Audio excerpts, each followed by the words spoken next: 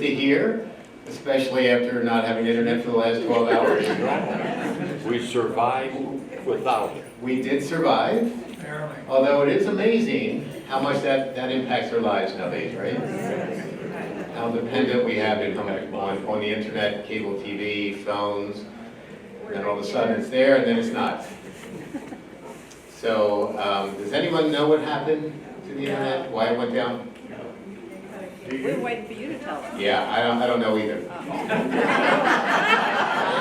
Thanks. We have been trying to find out why the internet went out. The guys that were digging this morning and putting the pipes and stuff in, they said that they probably were responsible.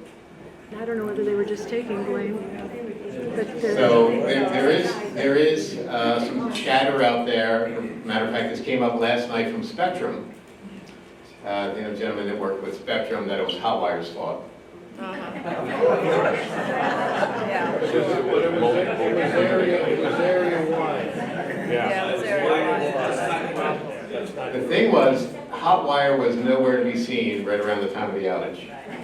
They had packed up and gone for the day, Going home. and it was an area-wide outage. Yeah. It was an area-wide outage. So actually, Lewis is our main contact, and he gets all the updates, and they will provide an update every 2 hours, all through the night. He said, yep, every 2 hours through the night, I heard my phone go off. And basically what they were saying is, we apologize for the inconvenience. We're now expecting it to be back online in 2 hours past the time that the announcement came out. So anyway, we're back up and running. Hallelujah. The real question is, once we get Hotwire, You or me. will this happen? That's the real test. Once we get the fiber, will this help us navigate in a different way where we don't have these outages? According to Hotwire, they say that their systems and their fiber is more tolerant of heavy storms. It doesn't get knocked out as easily. And of course, if you cut a line somewhere, then it's going to be taken out. But they said in their presentation early on that, particularly in Florida, where they have a lot of communities that currently have the fiber installed, that through some major serious storms down there, they did not lose any internet service. So that's good news. We've got an action-packed agenda for you today. And I've been cued by Austin and Caleb to try to stay in line with the camera. So when they replay it, at least I can be seen. So just a little note. There's a small window here. Try to stay inside. So we're going to start off today just talking about the new chapter, the merger. Just briefly about that. Not a lot of new revelation, but I'll go into it a little bit. I'll come in with a sales update. Deanie is not with us today. She's traveling. Some community highlights and operational updates. We will talk a little bit about Hotwire and their progress. And we have a couple new leaders that I wanted to welcome. And then a little bit about dining experience. So it happened May 1st, it's official. The merger took place. There's a new chapter, and LCS and V are really looking forward to moving forward together. So what really brought these two companies together was their values, mission, vision, and values were very similar. So that was a strong connection, the focus on the resident experience, the employee experience, years in the industry. So these were all key areas that were similar with both companies and just really made a good match. So I had an opportunity 2 weeks ago to attend the LCS Executive Director meeting in Des Moines, Iowa. First time in Des Moines. Has anyone been to Des Moines? It's really quiet there at night.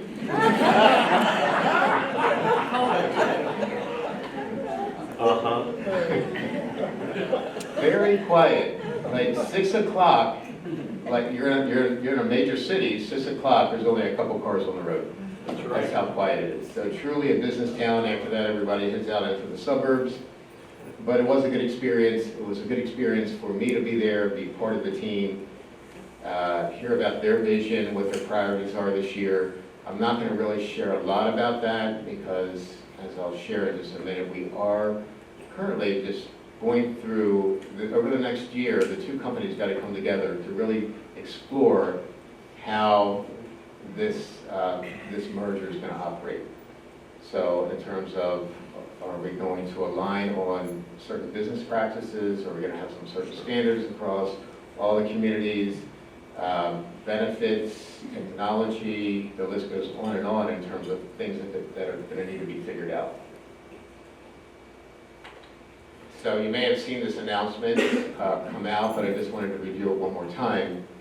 The merger was officially completed on May 1st, and V Senior Living is going to be a standalone business unit underneath the LCS umbrella.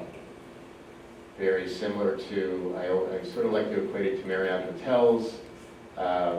Marriott has many different brands underneath their umbrella.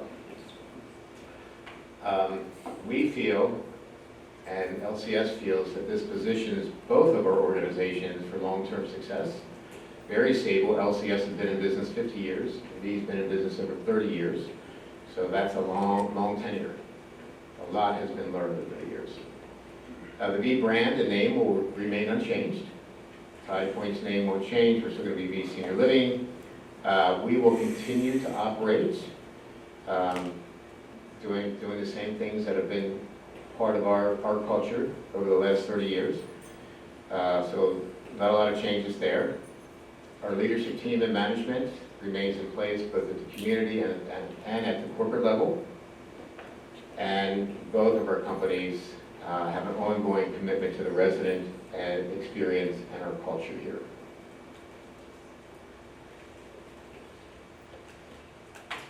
One of the takeaways for me coming out of the executive director meeting a couple of weeks ago was the confidence that LCS has in V Senior Living. So they didn't buy or merge with V Senior Living, as a takeover and need to fix everything. They merged with V Senior Living because they feel that we are a premier product in the market. Premier product does very well and has done very well over the last 30 years. Very stable financially, has a strong business model, strong desire for folks to move into our communities. Most of our communities are 90% or better. Our care centers do very well. Most of them are 5-star rated. We have long tenure with our employees, strong financial stability. So they bought a really good package to be able to add to their portfolio. You can expect the same service that you've been getting. We're not expecting any changes, and the elevated service that we just recently launched with the 360 Wellbeing Initiative, VISTA. The partnership brings together some real operational experience. So under LCS, they are very diversified. We are not as diversified. We have 10 communities, most of them life care with the exception of ours. We're a little bit different model. They have life care communities, they have rental communities, they have third-party managed communities. So they also have a purchasing division where there's going to be really a lot of benefits for V Senior Living because we're going to be able to tie into that and get food and supplies, possibly technology at discounted prices. So I've done this before. So maybe even insurance. And then once again, the focus is going to be remaining on resident satisfaction. There was about a 3-hour session that I was part of with my peers about resident satisfaction, resident engagement, the resident experience, which was pretty unique and pretty nice to experience with the LCS team. And that was sort of was a segue into this. They are very tuned into the resident experience. So I think we do it very well with V Senior Living, but they do it very well too. One of the neat things, hello. One of the neat things that I experienced when I was there is they have an annual competition. They call it the Innovation Tank. And they ask employees and managers across the whole company if they have an idea to do something better, to write it down. There's a formatted submission that they send in. There's a formatted submission that they send in to see that can ultimately change how communities do business. So it's an innovation tank where folks throughout the company can have these ideas and then submit them to the larger company. Last year, they had 170 ideas submitted. They took the 170 ideas and they boiled it down into 5 main ideas, five of the best. And the 5 best actually did a presentation in front of the entire group, which is about 400 folks. Has anyone seen Shark Tank? Very similar to Shark Tank. They were on stage, they had a PowerPoint presentation, they had props, they had the judges in front, one of them being a resident, which was pretty neat, and they did these presentations. The presentation that won was an initiative that was developed from a memory care manager at one of the communities up in Illinois, where she's tied into some and worked with a physician that has different approaches to slow up the progression of Alzheimer's and dementia. So, and these approaches have been proven, but not within LCS. So she actually won the competition. They're going to take that and make a pilot program at one of the communities and see really is this something worthwhile to be able to take to all the communities. So I thought that was a great opportunity for the company, but also sort of born out of this innovation tank where everybody is encouraged to do to innovate. So anyway, that was pretty neat. So we do have a shared vision, decades of experience, and if you saw James Patterson here when he did his presentation, his marketing presentation last year, he talked a lot about choice and connection, the emotional experience that residents are looking for today, confidence in the future. They have a very similar kind of outlook, and they've actually done their own research and studies. We launched Vista 360 Wellbeing in January. They launched just this past week Living Plus. It's their version of the Vista program, where they're focused on brain vitality, health and wellness, the dining experience. So very similar themes across both companies. So I'm excited to see what they have in terms of best practices. And next week I go to our executive director meeting for V, and we're going to share with them what our best practices are that were born out of the 360 Wellbeing Vista launch. So sales update. This one's a little bit different for this month. We have only 1 home in inventory today. So that's pretty unique for us. Usually we'll have 3 or 4. And a lot of that is due, you can see under closings, we had 4 in April. We have 1 scheduled for this month. But you can see that we have 6 closings in June. So we had a fury of activity over the last 4 to 5 weeks. And most of that has come to fruition in terms of closings in June. So right now we only have 1 home in inventory to sell. My favorite topic, and if everything goes well, this will not be on my agenda next month.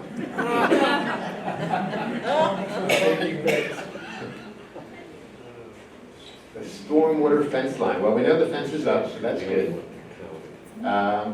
But my contact, Taylor Brewer, who's the project manager, replied back to my email stating that their crews are going to be on site on June 1st, and they're going to be clearing the ditch and jetting out the cross pipe underneath Tie Point Way. So that drainage ditch will officially be open and water will supposedly flow through there if we have a major storm. So excited to get that wrapped up and ended. We'll see if it happens. I'm thinking it will. So if you remember, at meeting with Mike in the last month, I did share about the stair evaluation, the deck stair evaluation. That was postponed and rescheduled for next week, June 3rd through the 5th. So we got a confirmation yesterday that the gentleman and his team is BCL Engineering. They've been doing business with us for about 10 years. They've done other engineering studies for us. They're going to be on site starting next Wednesday, walking every deck and stair stairs in each of the buildings and homes throughout the community, looking for wood rot corrosion, failed connections, and other signs of structural distress, failed boards, whatever it is, and they're going to give us a detailed report that we'll be able to take back and prioritize how we approach taking care of the decks here. So we got a lot of decks. So a lot of wood. So I would imagine they finish up in first week of June. We'll probably have something by the end of June. We'll be able to share that with the board, the finance committee, the maintenance committee, and then be able to prioritize how we move forward. I've been talking about this for a little bit as well. They actually started with the electrical component of that elevator modernization in one of the verandas, and they got that complete, but they've been struggling to get the inspection scheduled for that electrical upgrade for that elevator. Once they get that scheduled and we get it inspected and get it cleared, they will then take the elevator out of service and work on the main elevator itself. So this time around, we did things opposite of how we did it last time. The last time we did the elevator structure first, and then on the back end, we did the electrical, and we ran into a lot of problems with the electrical. This time around, Cavitas did the electrical first, and now we're going to go back into and do the body and all of elevator mechanics. That's going to take about 4 weeks. That elevator will be out of service for the duration, then we'll have to get it inspected. So once we get a final clearance from the current inspector, Quentin and team will send out a notice alerting those individuals that live in that veranda how long, when that elevator is going to go out of service, and an estimated time frame around that. So I was sort of hoping to have it done by now. It really was. So it just always seems to be something when you get the inspectors involved. I'm going to shift over to Hotwire. If you live in the 301 building, you've been noticing a lot of work in the hallways in the 301 building. Well, they're not quite done the 301 building. So what they're doing is that they are running the fiber in the hallways around the edge of the ceiling where the wall meets the ceiling. And then you sort of see these rolls of fiber hanging outside the doors of each of the homes. They're then going to drill in into the home right above the doorway and bring the fiber through, and then there'll be other connections once you get inside the home, and everything will be prepped for the initial launch date. Once again, there'll be a router in there, there'll be a modem in there. So I'm going to show you some pictures in just a minute in terms of what that's going to look like, but they still got some work to do. I think on the first floor, 301 is moving a little bit slower than they thought. So they're expecting that work to be done by the end of next week. And 801 building, by the way, is Broad Creek, so they're working on that simultaneously. So the 301 and Broad Creek are going to be done by June 1st. It was previously communicated to me and to the board that was going to wrap up on May 29th, which is this Friday. But yesterday they pushed it back another week. Once that's complete, they'll move into the 501 building. Same process. They'll run the fiber out of the main IT rooms down the hallways. They'll have it bundled in front of each door. Then they'll come back and punch a hole through above the door, run it into the home, and then get you set up inside. I'm going to show you some pictures in just a minute of what the main box is going to look like inside. And I'm being told that not every home is going to be the same because of where there's the way they run it, and obviously there's different floor plans. So not every home is going to be exactly the same in terms of where they run this box. But hang with me just for a minute. Before I get into the pictures about the hallways in the homes, I did want to share this because there's a lot of questions around what is going on in the community and why are we seeing all these cables sticking up out of the ground. And this might be hard to see, but this is a schematic diagram of our community. And what you'll see there is on the blue lines, that is where the fiber's already been run. I don't know if my pointer's working or not. So, and then where the green checks are, that is where they put the fibers actually come up through the ground. You see some of that sticking up right around you see some around the fitness center and throughout the communities. Well, eventually they put this vault, they call it a vault, that goes into the ground, and they cut the fiber and they sort of tie it into that vault. And it'll be just almost like, if you can imagine, in your yard you have sprinkler box, the boxes where the sprinklers are, where the valves are. It'll be similar to that. It'll have a flat top on it, ground level, probably about 2 by 2, and that's what they call the vault, where main connections of fiber are throughout the community. So if the cables are still sticking up, they haven't installed the vault and got that all wrapped up yet. Where you see the checks on the schematic here, they've already finished the vaults and they've wrapped up those sections. So hang in there. It doesn't look pretty right now. There's a lot of flags, there's a lot of cables sticking up out of the ground. They're going to have to come back and they're going to have to regrade, put sod back down, ensure that that all takes place, just to make sure everything's looking nice again. They have committed that they would do that, and I'm confident that they will. So, but right now, in the midst of everything, it looks a little messy out there. Ultimately, I do feel that you're going to have better internet, faster internet. We're going to have internet built for the future, better connectivity, increased reliability. So you're going to have a lot of benefits out of this once we get this done. So here's a couple of pictures of what's going on right now.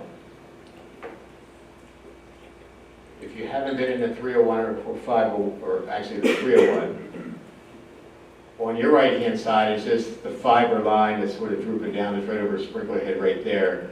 And then in the corner of that wall where it meets the ceiling, there's a track. That track actually currently houses, if you remember, at the end of last year, in the beginning of this year, we installed fire alarms at each home in 301 and 501. That was a request that you all had. You couldn't hear it in the hallway. Our finance committee board committed to doing that. It was the right move. So that little track actually houses some of those wires tied to the fire alarm.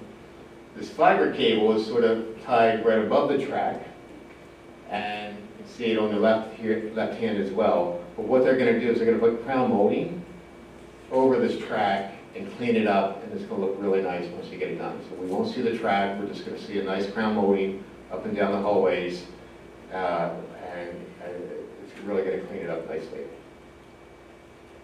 This is what that bundle on your left, what that bundle of fiber looks like over your door.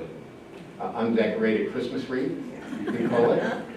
And right above that door, they're going to punch through and weave it through that ductwork into your home. And then they would run it through up into right around the edge of the ceiling. It can be painted if needed to blend in with your paint. It's pretty obscure, very fine, thin line. So it's really hard to see anyway. And then the box on your right is what you're going to see in your home as the one of the main connections coming into your home. In some places that might be over the door. I was talking to Clinton this morning, he said they need electric. Some places it's in a closet. So it's going to be different in based on your floor plan.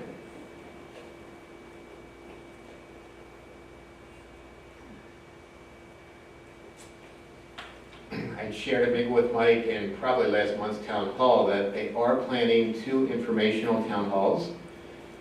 We thought we had the date nailed, but we're going to have to go back and we're going to have to take a look at that again because the 9th, we had it on June 8th and June 9th, but June 9th is voting day. So we're planning on using the ballroom. But what it's going to look like is going to be 2 days. You're going to do informational town halls. There'll be 3 meetings a day. They'll be scheduled for an hour, but they might only take about 45 minutes. In those meetings, they are going to provide a high-level update on construction completion. They're going to explain the hot wire program to you. They're going to explain the in-unit installation process and what that'll feel like for you and how you will experience that. There will be a hot wire educator that will do some preliminary education around hot wire, and then there'll be a question and answer session. So there's going to be the town halls. We'll get those dates out to you. 45-minute sessions. There's going to be 6 of them. I would strongly encourage you to attend one of them. But also at the town hall, they're going to try to set up individual meetings with you to be able to sit down with you and dig into how to use Hotwire, any additional services that you might want from Hotwire. They're going to talk about the installation date and what that's going to look like for you. So it's not only the town hall, but then there's going to be a one-on-one meeting that they're going to ask to set up with you after those town halls. More to come on that as well. Over the next 8 weeks, that's all going to take place. So between June and July, they're going to have town halls and then the one-on-one meetings. Once they get into August and September, they're going to be wrapping up things, and I'm thinking by September, they're going to be ready to go live. So stay tuned for more information on that. I'm going to skip past the next slide because I had some last minute information. We were thinking it was going to be June 8th and 9th, but we had to change that, so don't pay attention to that. So I'm going to pause there and officially welcome Charity Small. You may have gotten my notice about Charity, our new Director of Finance, so she's joined us today, and really excited to have her here. She's in day 8 with us. Recently transitioned from South Dakota, but I don't want to steal all your thunder. So Charity, if you want to come on up and introduce yourself and just talk a little bit about yourself. And Morning. Good morning. Like I said, I'm Charity, Yes. and I gotta be in front of the Yep. camera. I've been in Hilton Head Island for 2 weeks today. Oh, my God. I've lived in South Dakota for the last 30 years. Raised all 3 of my adult children there. They range in ages from 23 to 29. My oldest daughter lives here on Hilton Head Island, and she has my only grandchild. She turned 1 in March. Her name is Amelia, and she is the reason that I am here. And will stay here. So super excited to be here. Over the last 20 plus years, I've worked in mainly the last 9 years real estate, property management, commercial real estate. Before that, I was in the software industry. So I've overseen quite a few departments, a little bit of experience, obviously, in finance and accounting, but IT and HR and acquisitions and lots of fun things. So I'm really looking forward to being here and meeting everybody as we meet in the halls too. So thank you. thanks, Charity.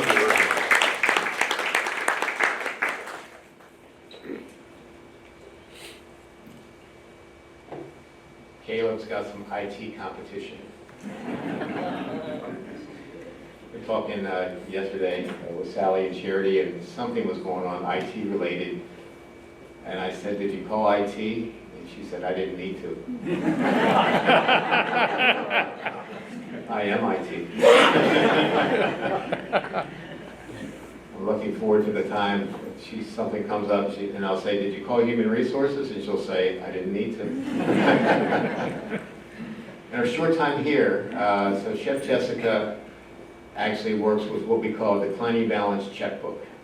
So she has a food cost. She's charged with managing the food costs in this operation, the executive chef, and it's a declining balance. So this is the dollars you have, and this is what you have to spend. And Charity actually took that and added some additional tabs and actually consolidated some information and really made it more user-friendly for Jessica. So in her short time here, she's stepping right in. So much so that Sally says, "I'm not going to be here today, and I'm taking off tomorrow, and I don't even think I'm going to come." So welcome, Charity. Super excited. Isn't that something? Charity came here to spend time with her grandchild, and Sally retired to spend time with her grandson. Yeah. Then I have another announcement, and Eric's not with us today. I'm going to invite him probably to the bingo or next town hall. He's only been with us about 4 days at this point. But Eric Boutron is our sous chef, and he started last Friday, and he has a wealth of knowledge and great backgrounds in hotels and clubs. So really excited about having him on board. I know Chef Jessica is as well. So he got immersed last night in the wind down experience. I'm really looking forward to great outcomes in a partnership with Chef Jessica, but also for you once he gets tied in and gets his feet on the ground. So welcome, Eric. Then I'm going to move on to the dining experience. And Zoran's going to join me in just a minute, and he's going to share a tutorial on how to navigate through what is going to be coming to you soon, and it's a to-go food survey. So, but before I get into that, I wanted just to go back a little bit to when we got the survey results at the end of last year, some of the outcomes that we had identified, and I actually shared some of this with you already. So overall, for food and beverage, I mean, we had a really good survey. We had solid responses, 70% of responses rated a 4 or higher, which is really good. You all continue to rate the experience in many areas very high, which is reinforcing a strong foundation for us. But at the same time, in those survey results, there was actually some clear opportunities that were identified. One of them being food temperature. And we see that more of a challenge in the winter months than the summer months, but we are addressing that. And one of the ways that we're addressing that is we're ordering some new equipment that is going to have new what we call food warmers. The ones that we currently have are not really strong, but these are going to be really nice ones. So it's going to be a whole new main kitchen unit where Chef Jessica and the chefs operate for the food in the dining rooms. And as part of that is going to be some nice food warmers. The other area was speed of service. That's been a challenge for us. Some of that is related to staffing levels. Some of that could be related to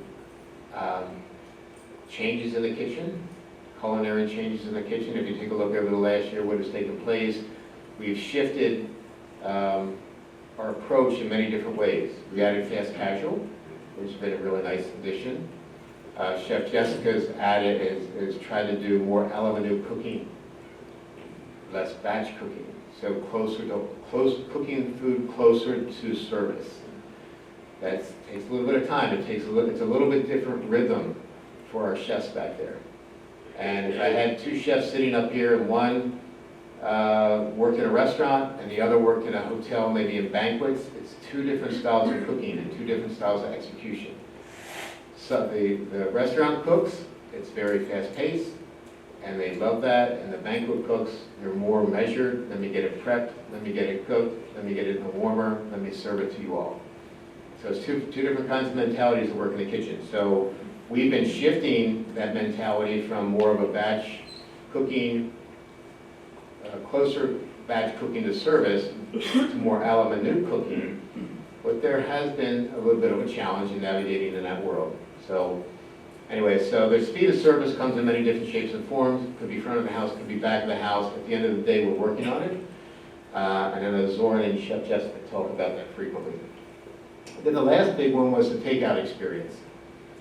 And we've got a lot of feedback from you all in terms of the takeout experience that, one, I didn't get what I ordered. So that's come up a couple times. It's come up more than a couple times. It's come up more than a couple times.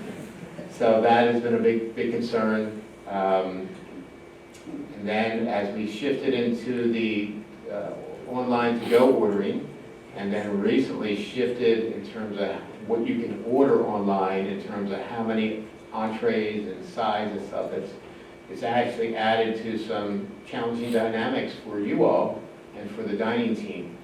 But at the end of the day, we want to do this better. We feel there's a true opportunity to do to-go dining better. We do. I don't know the current percentage. Might be 25% to-goes, probably. So that's a lot of to-goes, everything. Quite a bit. So we're rolling out a to-go survey, to-go dining experience survey. Zoran's going to share that with you in just a minute. I think you're going to love it. It's really easy to use, easy to do. But at the end of the day, we're looking, to reduce errors and ultimately have a better experience for you. So with that, I'm going to invite Zorn up, and he's going to bring his own laptop. He's going to talk about a a comment card that has a QR code on it. He's going to show you how to navigate in that world. And then some of the specifics on the QR code that are very unique. So you just want to plug in? Okay.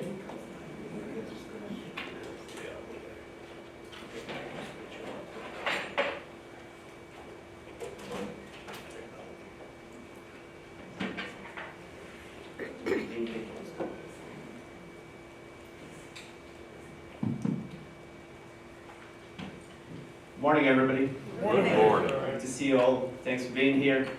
I will hopefully be able to get this up and running as quickly as possible. Here we go. So the reason I'm here, yes, like Michael mentioned, we kind of noticed, obviously, when you come to the dining rooms, comment cards are right there, right, on the table. And if you have a good experience or bad experience, there's an opportunity to let us know pretty much immediately. With the takeout service, it was a little bit challenging, it was a little bit different. And at the same time, when the information does come all bundled together, it's sometimes challenging for us to identify and to kind of separate those issues and challenges that maybe arise from those to-go experiences.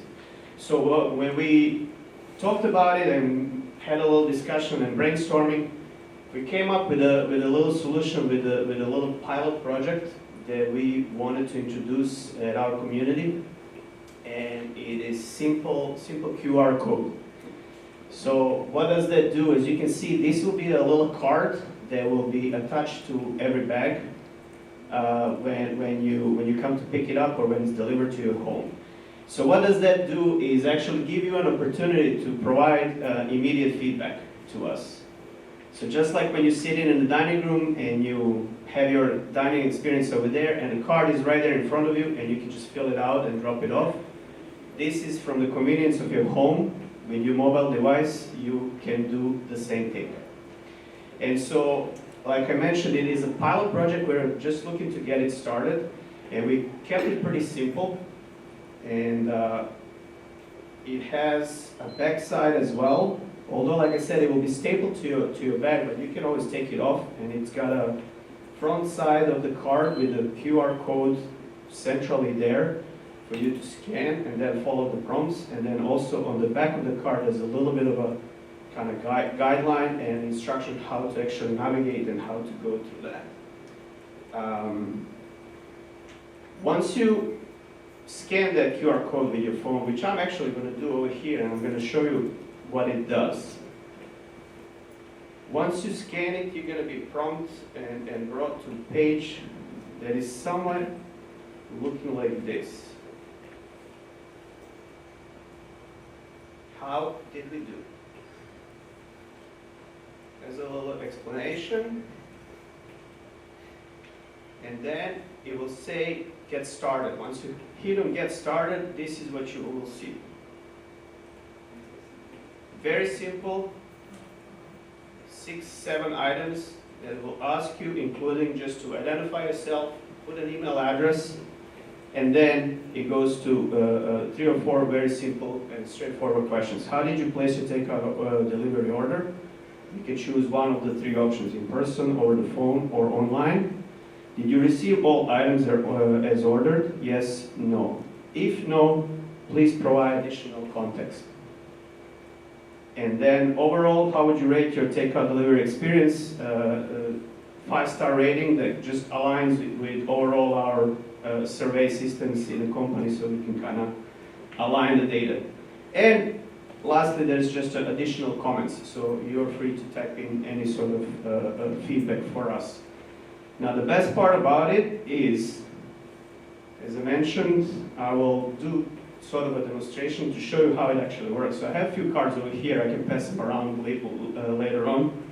So I'm just going to scan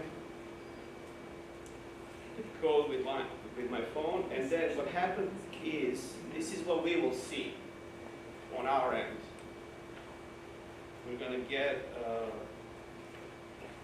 basically a live data. So I'm just going to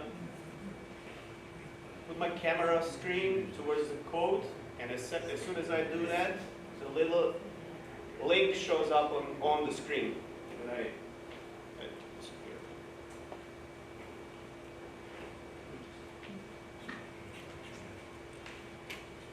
And I'm just going to click on it, and I will be brought to that page where it says, how did we do? So I'm going to say start now. I'm going to do the survey.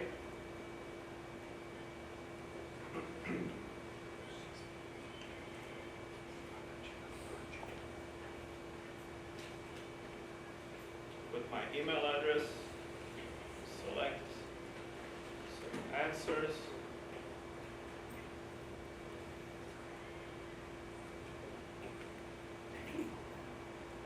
I'm going to say submit.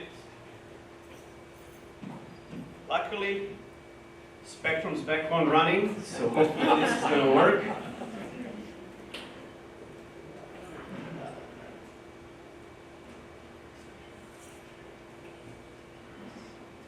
I should receive this information that I just submitted in sort of a real time. As you can see, it just popped in. Okay. Date, time, from who, and then all the other columns are there. I didn't really fill out all the answers. I didn't really add any comments. However, if you do, all of that will show over there. So like I said, that gives us an opportunity to collect the data and obviously receive that feedback in real time and sort of try to navigate and then act on that and hopefully mitigate all these problems and issues that we have been seeing so far, and then we'll be able to fix and make a better experience. Good deal. That's all I have. Any questions? Yes, sir. Zoran, will this system identify for each delivery who packed it in case something is missing? Yes. Good question was, is there a way to identify who did it or who was it prepared by? So we actually do have, it says over here on the card, your server today was. And then there's an option to sign off on the card. And I have it here.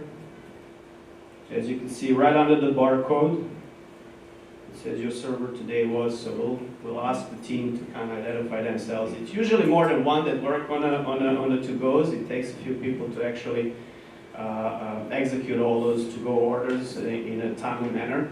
So we'll see how that's going to work. They might actually write a few names over there, but they have the opportunity to handwrite, to fill it in by hand. Any other questions, Mrs. Baird? What are you supposed to do if you either can't use or don't have a QR reader? So we're trying to just embrace this technology in a way to make it convenient so that you can do it from your home. As I said, when we were brainstorming the whole idea, how can we better get the feedback from our residents from to-goes, we thought about putting a card in a bag that you can take home with you, fill it out, and then bring it back. But then it kind of becomes the challenge, the timing of it, and when is it going to come back to us and how. So we just thought this is a convenient way to get it in real time. If you're not comfortable with that, I suggest maybe feel free to grab comment cards, take it with you, and then fill them out and bring them back. Regular paper comment cards. So you can still use that and share your experience as well as using this. Will there be one comment card per order or one per meal in an order? The question is, will there be a comment card per meal or per order? It will be per bag. Per bag? Per bag. So So for each 2 bag will have one card. One card for 2 meals? Correct. Thank you. Yep. Thank you, Zoran. That's all I have. One of the nice things about this is that Zoran developed this in partnership with our corporate team, and as we get data in, live data, we can sort it, dining committee can really have some valuable information, as well as Zoran and his team and Chef Jessica, and with the goal of really to be able to improve, your to-go experience. And I would just share that the QR code, most newer phones, you just pull up your camera. It's just really the camera, you don't even need a QR code reader. And the camera will pull it up, it's almost built into the camera nowadays. And if we feel that we need to get some tutorials on this, we can certainly do it, because I know for some folks it might be new. But ideally, wouldn't it be nice if we eventually had a QR code in the dining room as well, an option for that you could provide real-time data, because I just think it actually speeds up the process in terms of us getting the data and making decisions, good decisions, to be able to, what we need to change. Is this a standalone program or a V-written program? The question is this a standalone or is this a V company program? This is, like I said, this is actually a pilot project that we are developing with the corporate that we want to see go company-wide. Will all the concierge know how to do this, just in case the question is asked? They don't have to go on the weekends or to Caleb or somebody. Will the concierge be brought in on this? The question is, will concierge be brought in on this in terms of know-how? And I don't see why not. I think this is pretty easy for us to all get on the same page and be able to assist, whether it be concierge or dining services. Yep. Okay, so some of us, I don't know what the number is, have impaired vision, limited vision. So not just in this case, but in general, this slows us down or makes it relatively difficult to do some of these projects.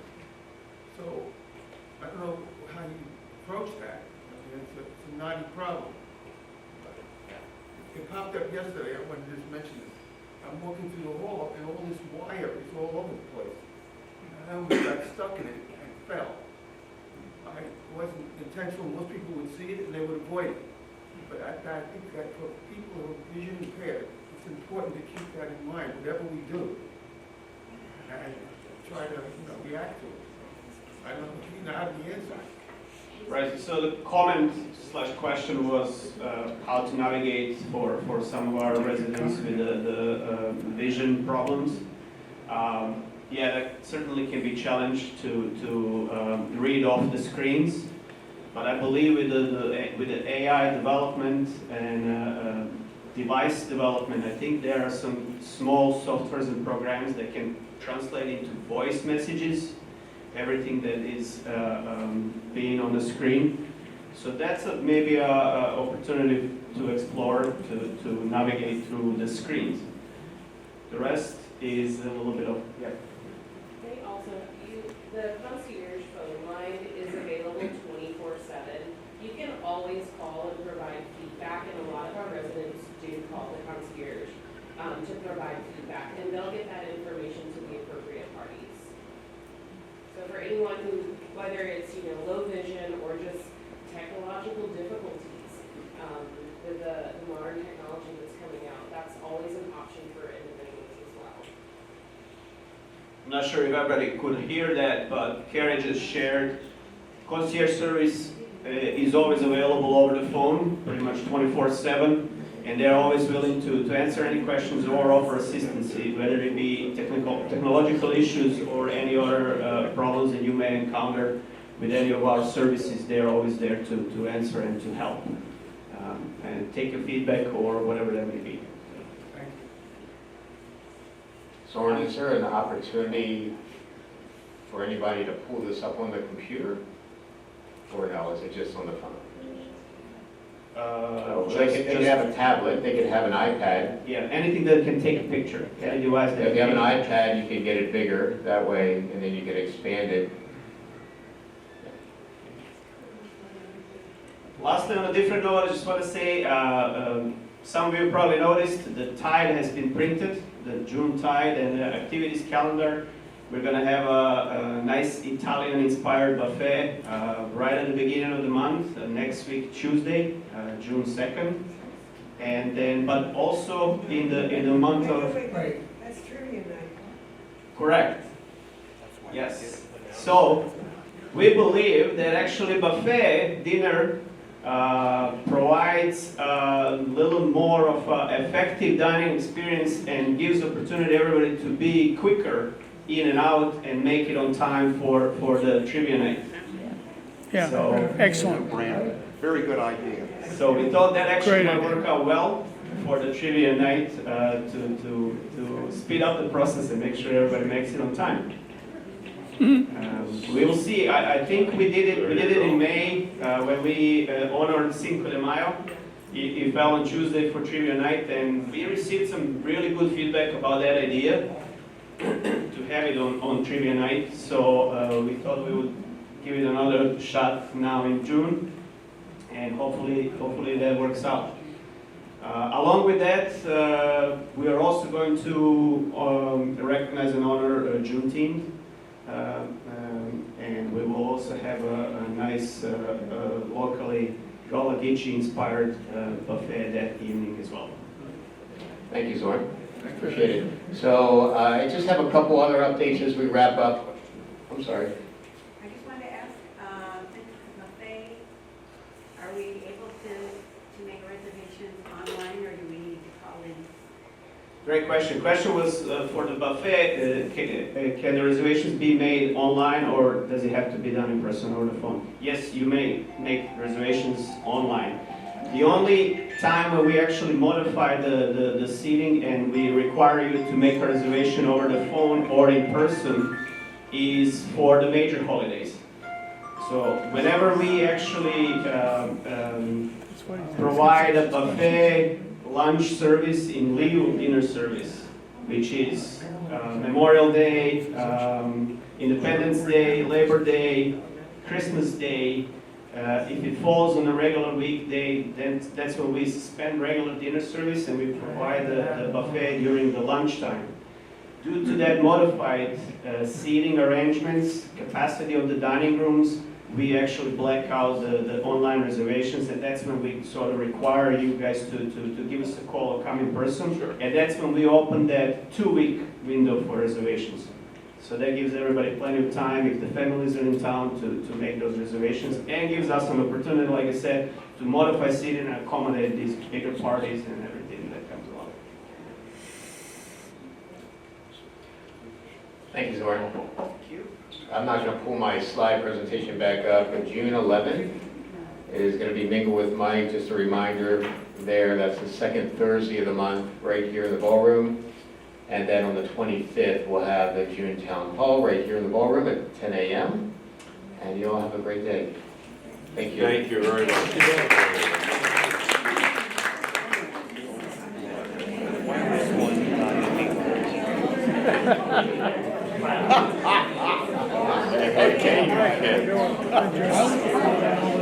Music we were having.